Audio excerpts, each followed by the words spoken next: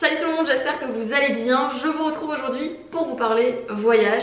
Il n'y a pas très longtemps, on est parti en voyage et suite à ça, j'ai eu énormément de questions en message perso sur Instagram. Malheureusement, j'ai pas pu répondre à tout le monde et en rentrant, je me suis dit que ça peut être intéressant d'ouvrir une FAQ en fait sur le sujet. Donc j'ai regroupé toutes les questions qui revenaient le plus souvent et pas plus tard qu'hier soir, j'ai posé ces mêmes questions à mon chéri. Je me suis dit que ça pouvait être intéressant aussi parce que généralement, je ne voyage pas toute seule. Du coup, je vais vous partager nos avis, nos réponses concernant vos questions. Première question, pour quel type de logement on opte en vacances? Ça va dépendre de plusieurs facteurs. Déjà d'une, la destination, le climat du coup, ou la saison. Par exemple, on peut dormir en tente mais on ne le fera pas en plein hiver. Si on a envie d'avoir une cuisine sur place pour cuisiner par exemple, donc tout ce qui va être Airbnb etc, favoriser plutôt qu'un hôtel. Au contraire, si on a envie plutôt de choisir un hôtel parce que on n'a pas du tout envie de cuisiner. Un truc qui est assez récent, c'est les locations à la semaine aussi. On a fait ça du coup l'été dernier, c'était une première pour nous. Généralement on reste jamais plus d'une semaine ou une semaine complète à un endroit. C'est ce qu'on a fait aussi pour notre prochain voyage puisqu'on part du coup à la Réunion. La deuxième question qui se rapproche quand même pas mal du logement, mais surtout au niveau des enfants, c'est comment on se débrouille du coup pour faire dormir les enfants. J'ai choisi un truc avec de la place pour tout le monde. Donc parfois t'as des Airbnb qui proposent des lits pour les enfants, des lits parapluies, etc. Ou alors un clic-clac par exemple, c'est ce qui s'est passé notamment pour Copenhague. On avait une grande chambre en fait avec un grand lit, c'était un lit king size et ensuite on avait un clic-clac pour 2 personnes du coup, donc qui était aménagé. On est arrivé, le clic-clac était déjà déplié, le lit était fait, etc. Donc Liam a dormi en fait dans le clic-clac. On voulait pas faire dormir Romy dedans parce qu'on avait un peu peur qu'elle tombe du lit et du coup on l'a fait dormir avec nous au milieu dans le lit king size, donc clairement on avait largement la place à 3. Donc voilà, mais bon après à l'avenir je pense que voilà, ils pourront dormir tous les deux sans problème. On a pu dormir en tente, on a une grande tente en fait qui est une tente 3 places adultes et franchement avec 2 enfants ça s'est bien fait cet été, enfin en tout cas des enfants de l'âge des nôtres ça s'est bien fait cet été. Qu'est-ce qu'on a pu faire encore comme style de logement? Le camping-car qu'on a pu faire, je vous mettrai la vidéo dans la barre d'infos si jamais vous ne l'avez pas vu. Comment choisissez-vous vos destinations? J'ai envie de dire un petit peu au feeling et à l'envie du moment. Aussi au budget, hein, faut pas se leurrer, et puis aux dates aussi qu'on a, parce que souvent on a des dates en fait qui sortent et du coup assez rapidement il faut qu'on se dise ok bon voilà, de telle date à telle date on peut partir, on va où? Là on va établir en fait les zones où on peut partir en fonction du lieu où on vit, voir ce que proposent les aéroports alentours etc, et du coup tabler sur un pays, une destination à ce moment là. Par quoi passez-vous pour réserver votre vol, hôtel, etc. Alors déjà, je ne suis jamais passée par une agence de voyage, ça m'est jamais arrivé. Généralement, je regarde sur des comparateurs de vol en fait divers sur internet et j'actualise, je regarde souvent, etc. en fonction des dates qu'on a, blablabla. Pour l'hôtel ou pour le Airbnb, Airbnb directement sur le site. Après pour l'hôtel, là c'est la première fois que je réserve je crois un ensemble en fait. Donc j'ai réservé du coup vol plus hôtel avec Go Voyage. C'était la première fois que je réservais avec Go Voyage je crois, et que je réservais en fait les deux d'un coup. C'était le plus simple, le prix était le plus abordable, voilà, il y avait une offre. J'ai pris ça comme ça m'était proposé. Bon, je dis ça mais après des heures et des heures de recherche. Sinon on a pris l'été dernier un logement du coup d'une semaine via Le Bon Coin. C'était la première fois qu'on faisait ça et qu'on passait en fait de particulier à particulier. Je sais qu'il y a pas mal d'arnaques qui circulent généralement l'été, donc je ne sais pas. Pour le coup nous ça s'est très bien passé et c'était réglo, mais voilà. Je vous le conseillerais pas forcément parce que j'ai entendu beaucoup de retours négatifs, mais pour le coup nous ça s'est très bien passé, donc aussi faut le dire quand ça se passe bien. Pas trop compliqué la barrière de la langue dans certains pays? Non, on trouve pas, parce que généralement les pays où on parle ni espagnol, ni anglais et ni français, c'est des pays en fait où finalement il n'y a que eux plus ou moins qui parlent leur langue, et donc ces pays là ils sont forcément obligés de s'adapter et ils parlent généralement plusieurs langues, et je pense à tous les pays un peu d'Europe de l'Est. Généralement ils parlent super bien anglais, bien mieux que nous, donc voilà, généralement il n'y a pas de souci de ce côté là. Après pour tout ce qui est pays par exemple où ils parlent espagnol, généralement ils parlent pas forcément très bien anglais, un petit peu comme nous finalement, où voilà, on a une langue qui est quand même assez forte dans beaucoup de pays, comme les espagnols et comme les anglais, et du coup je crois qu'on a juste pas envie de faire l'effort. Donc mon chéri parle un peu espagnol, il se débrouille en tout cas, et ça nous suffit parfois quand quand on n'arrive pas à communiquer en anglais avec certains locaux, mais voilà, sinon généralement ça se passe plutôt bien. Comment faites-vous pour payer à l'étranger, surtout si ce n'est pas la même monnaie? Alors soit tu fais un échange, mais du coup souvent tu as des taxes, etc. Donc tu perds quand même un peu d'argent. Surtout pas le faire à l'aéroport parce que c'est là où il y a le plus de taxes, etc. Mais bon, parfois t'as pas le choix, hein. Quand tu viens d'arriver, nous ça nous est déjà arrivé parce qu'on devait le faire pour échanger et pour prendre un transport par exemple. Donc bon voilà, tu prends un tout petit peu, mais après tu t'échanges plutôt dans la ville et non pas à l'aéroport. Mais sinon après franchement la majeure partie du temps maintenant on paye avec notre carte bleue en fait, parce que ça va dépendre de ta banque. Mais moi par exemple ma carte bleue je peux payer à l'étranger, en tout cas en Europe, je me suis pas renseignée sur le reste du monde, mais en tout cas en Europe je peux payer sans frais, j'ai pas de montant en fait, et après je peux même retirer aussi jusqu'à je ne sais combien de fois sans frais. Donc voilà, généralement on utilise la carte bleue, mais après ça va dépendre aussi de la banque de chacun et de la carte bleue j'imagine aussi de chacun. N'êtes-vous pas trop limité niveau activité à voyager avec vos enfants? Oui et non.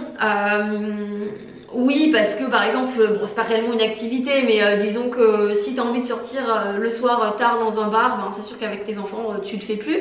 Mais c'est pas grave parce qu'en fait finalement c'est des voyages qu'on a fait avant en étant plus jeune, et du coup c'est pas que c'est un temps qui révolue, on passera un bon temps à le refaire, mais c'est pas grave en fait si ça se fait pas.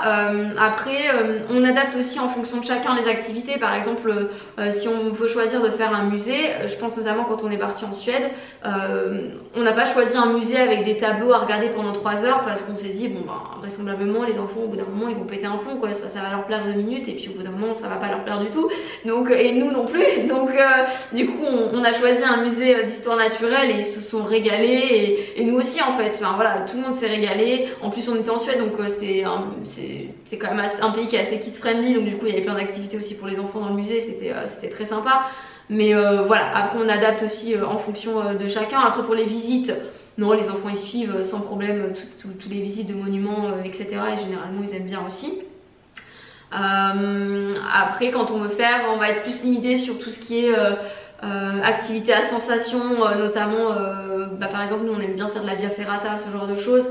Donc là c'est sûr qu'on va pas partir escalader avec nos enfants, mais bon un jour viendra où on le fera à nouveau, hein, j'imagine. Donc c'est pas grave, en tout cas si on peut pas le faire dans l'immédiat. Et puis après on essaye de s'adapter. Je pense notamment quand on est parti en Andorre, Romy était trop petite en fait pour faire du chien de traîneau. Et du coup Chris est resté avec Romy, et j'ai fait du chien de traîneau du coup avec Liam, et on s'est régalé. Chris n'a pas été dégoûté pour autant, voilà, il s'est dit je le fais pas, et en fait à côté de ça lui il s'est fait une rando à ski avec un guide de montagne qui était natif de là-bas, et c'était d'autant plus enrichissant. C'était son moment aussi à lui. Moi ça m'a pas dérangé d'être avec les enfants, et au contraire parce que finalement c'était un truc assez sportif, et je pense que ça m'aurait pas plu du tout parce que voilà, il y avait l'air d'avoir un gros rythme, et j'aurais certainement pas aimé, voilà, j'aurais certainement plus subi qu'autre chose. Donc finalement ça c'était très bien dans ces conditions là, et voilà, après on n'est pas forcément trop limité je trouve. Prévoyez-vous un planning ou un itinéraire avant de partir? Ça va dépendre de notre voyage en fait, ça va dépendre de si on se fait une nuit à des endroits complètement différents. Donc là évidemment en amont on va devoir prévoir le logement, etc. Je pense notamment quand on est parti au Portugal, on avait loué une voiture, et en fait on dormait à un endroit, après le lendemain on prenait la route, on allait à un autre endroit, etc. Après pour tout ce qui est la visite sur place de la ville, etc., ça c'est un peu la veille pour le lendemain, parce qu'il y a plein de choses qui rentrent en compte, notamment la météo. Si le lendemain il va pleuvoir toute la journée, on va pas être dans le froid, je sais pas, sous la pluie. On va plutôt favoriser toutes les visites qui vont se faire en intérieur, et du coup voilà, moduler en fonction.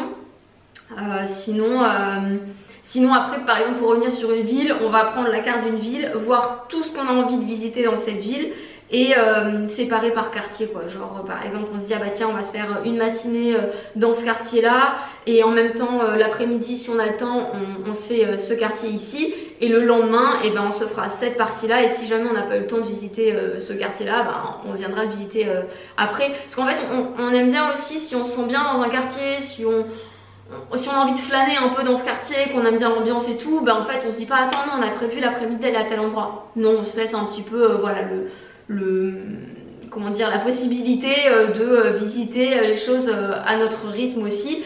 Mais voilà un petit peu comment on s'organise en tout cas pour les visites des villes. Comment vous organisez-vous pour les repas de toute la famille? Ça va dépendre de plusieurs choses, ça va dépendre déjà de l'âge de votre enfant. J'ai un très mauvais souvenir par exemple de quand on est parti à Rome avec Liam qui avait un peu plus de 6 mois et qui mangeait des petits pots. Il mangeait majoritairement des petits pots maison la plupart du temps et ça arrivait que je lui donne des petits pots mais c'était vraiment des trucs très bons, enfin pour les avoir goûtés c'était bon et pour le coup quand on arrivait en Italie on était vraiment au centre de Rome et je ne sais pas mais les blédina et compagnie c'était juste immangeable et il les voulait pas, il les recrachait, même moi quand je les mangeais c'était pas terrible et je comprenais donc j'ai eu franchement un très mauvais souvenir de ça parce que c'était compliqué pour Liam pour manger et là je vous conseillerais surtout de prendre vos petits pots avec vous en voyage parce que c'est vraiment l'erreur qu'on a pu faire. Après pour Romy on est parti quand elle était toute petite aussi en Andorre mais là pour le coup Romy elle était en DME donc c'était beaucoup plus simple.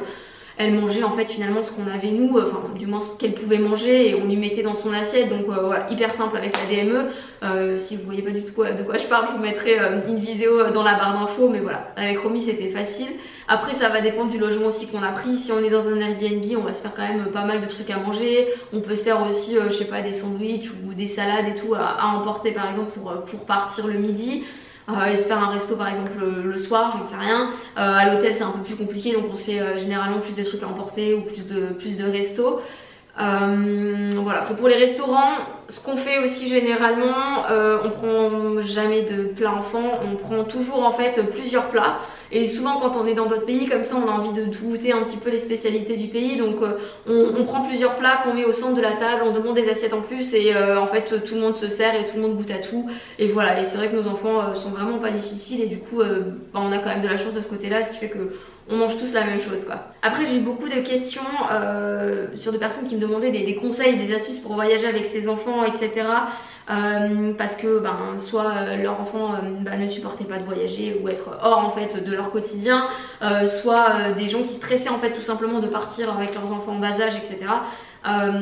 J'ai pas d'astuce parce qu'en fait je pense qu'aussi les enfants majoritairement ils ressentent tout le stress des parents donc si toi t'es stressé de partir avec ton enfant en amont, eh ben, ton enfant il va forcément le sentir, il va voir quand tu vas remettre dans la maison que tu vas être en panique à l'idée d'oublier tel ou tel truc et tout, voilà c'est toute cette ambiance que finalement ton enfant va certainement ressentir je dirais, mais ça doit dépendre aussi des tempéraments, j'en sais rien, je sais pas, j'ai pas de recette miracle. Nous, moi pour le coup, j'allais dire moi mais mon chéri c'est pareil, on n'est pas des gens très stressés, on est plutôt d'un tempérament assez calme, assez serein en règle générale et je pense que ça se ressent aussi sur nos enfants et sur leur façon d'être aussi. Parce que voilà, quand on doit partir, que ce soit Liam ou Romy qui pour le coup est un bébé confiné, parce que c'est un bébé qui est né en plein confinement finalement, ça n'a pas changé grand chose en fait. Elle suit le mouvement, nous voilà, on part, on dit ah bah tiens, on les prépare quand même en amont, on dit pas ah bah tiens, aujourd'hui on prend l'avion. Juste avant on prépare un peu, on dit ah bah tu sais on va partir en avion etc. Ou on va faire tel voyage en voiture, ça va être un petit peu long. Mais voilà, après franchement ça se fait, moi je vois, je suis partie avec mes deux enfants toute seule quand mon chéri était pas là pendant plusieurs mois. J'ai fait je ne sais combien d'heures de route avec les deux et ça s'est très bien passé parce que je m'étais pas mis la pression, parce que je m'étais dit si c'est la galère je m'arrête, parce que voilà je m'étais dit au pire si vraiment je m'arrêterai en cours de route et je prendrai un hôtel à tel endroit et c'est pas grave en fait, c'est pas grave, voilà. Donc je pense qu'il y a aussi ça qui joue, le fait que qu'on soit des parents pas trop stressés et que du coup les enfants sont pas forcément très stressés non plus, je sais pas. Mais après je vous avouerai que j'ai pas trop d'astuces, je pense que ça dépend aussi du tempérament. Comment se passent les voyages par rapport à la situation sanitaire? Les voyages, je ne sais pas, je pense que ça c'est voilà, dans tous les cas faut t'adapter à la période parce que ça bouge tout le temps, c'est jamais pareil etc.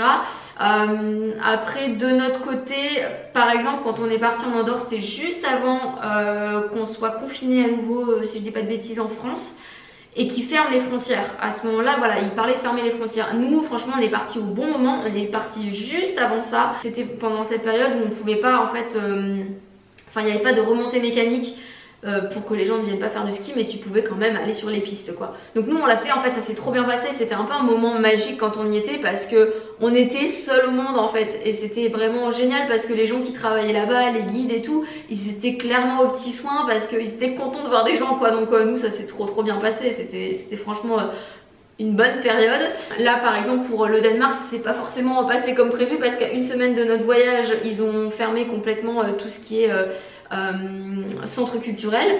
Bah, malheureusement c'est comme ça, mais après la situation au Danemark honnêtement là-bas les gens enfin je sais pas mais ils ont pas de masque déjà la majeure partie du temps, donc dans les rues, dans les magasins ils s'en fichent complètement, on te demande jamais de passe sanitaire ou compagnie, enfin je crois que là-bas, déjà d'une, on nous a jamais demandé notre carte d'identité pour embarquer dans l'avion, que ce soit à l'aller ou au retour.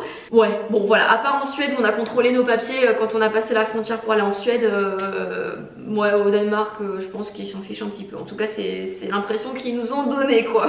Quel indispensable puériculture, porte-bébé, etc. J'ai l'impression que vous n'avez jamais de poussette.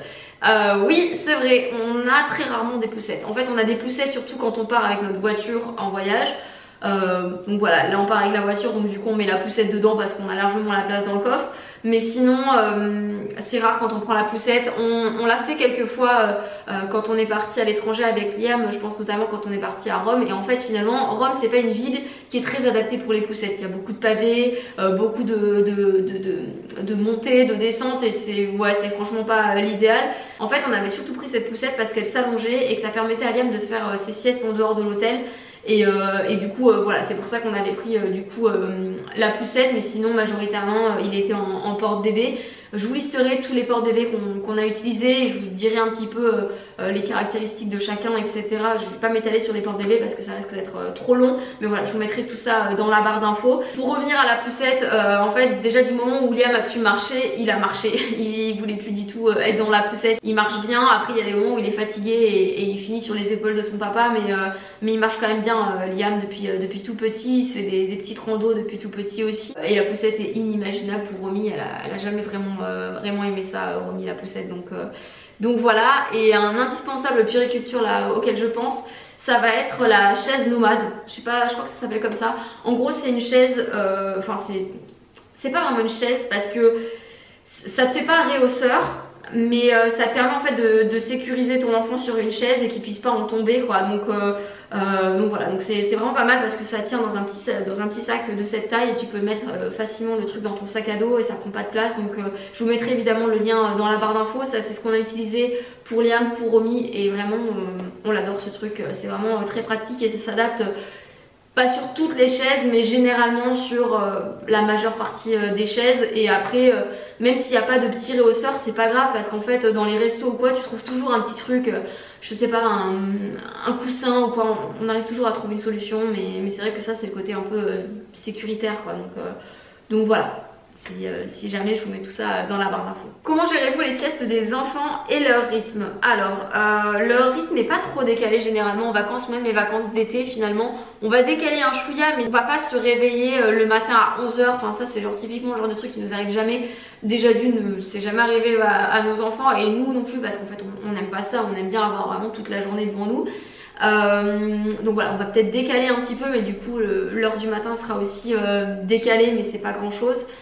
Là après pour des périodes comme ça un peu courtes on n'a pas vraiment trop décalé, et pour le coup au Danemark c'était assez différent aussi. On s'est un peu fait aux Danois quoi, parce que comme le soleil se couche très tôt, nous aussi c'était un petit peu comme si comme quand tu passes une journée au ski et que t'as été toute la journée dans le froid, quand t'arrives le soir t'es au chaud et t'as juste envie de dormir et t'es lessivé de ta journée. Ben c'était un petit peu pareil au Danemark parce qu'il faisait très froid et qu'on n'arrêtait pas de toute la journée, donc finalement on rentrait tôt, on se posait, on avait tous envie de se poser finalement, d'être un peu dans un temps calme et après de se coucher relativement tôt.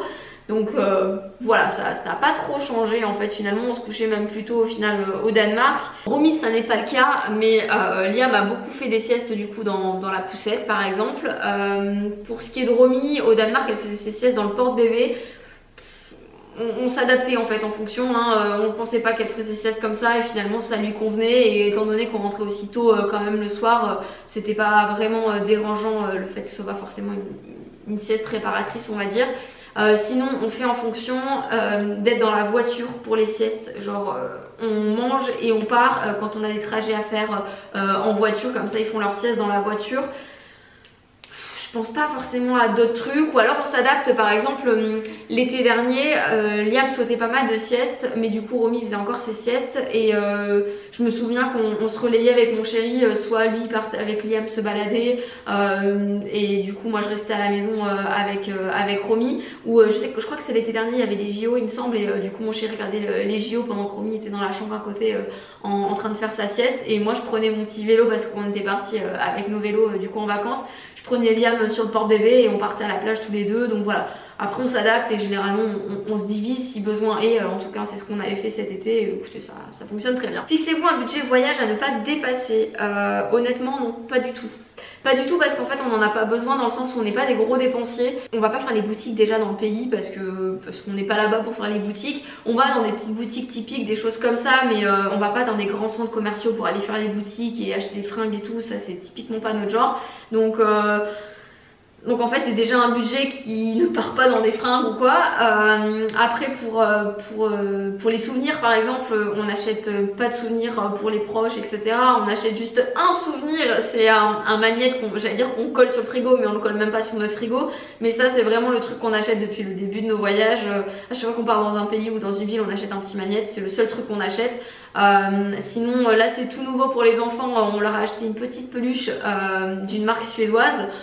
Mais c'est moi qui ai émis l'idée de leur prendre une petite peluche en souvenir. Je pense même pas que... Non, même c'est sûr de même ils auraient jamais demandé. Mais voilà, c'est la première fois qu'ils ont un petit truc en souvenir. Mais voilà, on n'est pas du genre à trop dépenser. Après les plus grosses dépenses ça va se faire dans tout ce qui est loisirs sur place, les musées, les choses comme ça.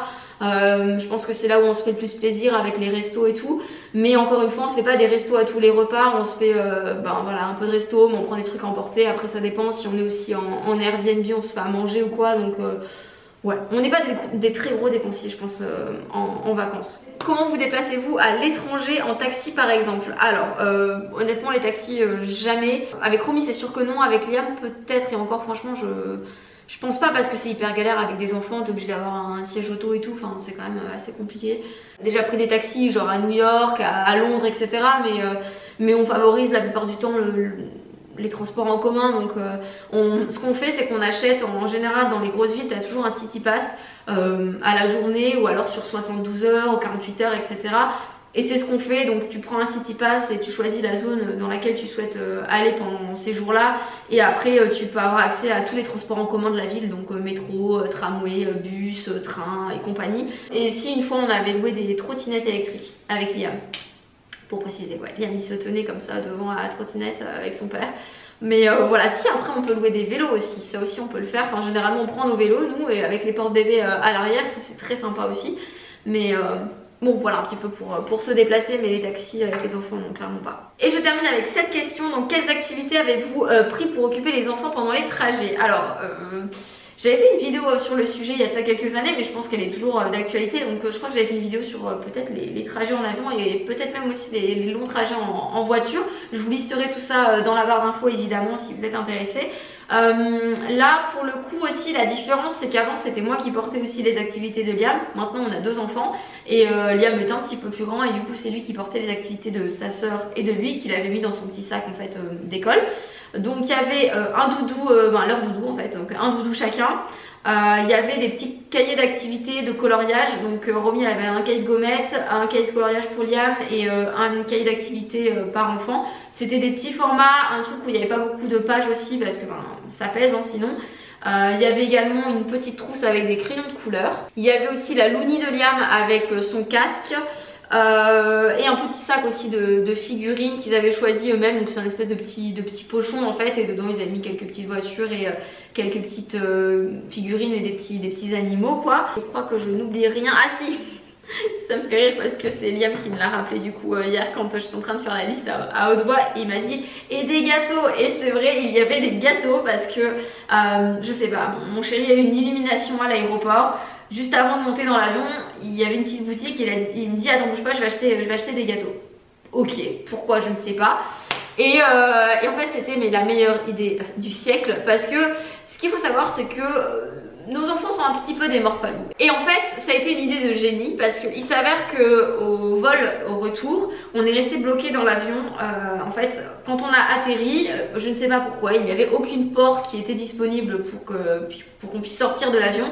Et donc on est resté je ne sais combien de temps bloqué dans cet avion et personne ne savait quand est-ce qu'on allait pouvoir trouver une porte pour qu'on puisse tous sortir de cet avion.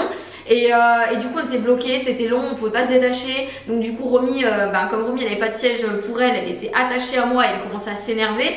Et donc là, les gâteaux sont entrés en jeu et ça nous a clairement sauvés parce qu'avec les morphalous que j'ai, clairement ils étaient très contents de pouvoir manger. Donc voilà, les gâteaux, ça aura permis de faire patienter Romy, ça aura permis de sauver les oreilles de tous les passagers à bord de cet avion. Et voilà, donc clairement un paquet de gâteaux c'est une très très bonne idée. Voilà, pensez-y, des paquets de gâteaux à acheter à l'aéroport, c'est une bonne idée. Donc voilà pour cette vidéo, j'espère en tout cas qu'elle vous aura été utile. Quoi qu'il en soit, j'essaierai de lister dans la barre d'infos comme d'habitude un maximum d'informations, peut-être des vidéos que j'ai pu faire précédemment auxquelles je n'ai pas encore pensé et qui pourraient vous être utiles. Donc voilà, et sur ce je vous dis à très bientôt dans une prochaine vidéo. Ciao!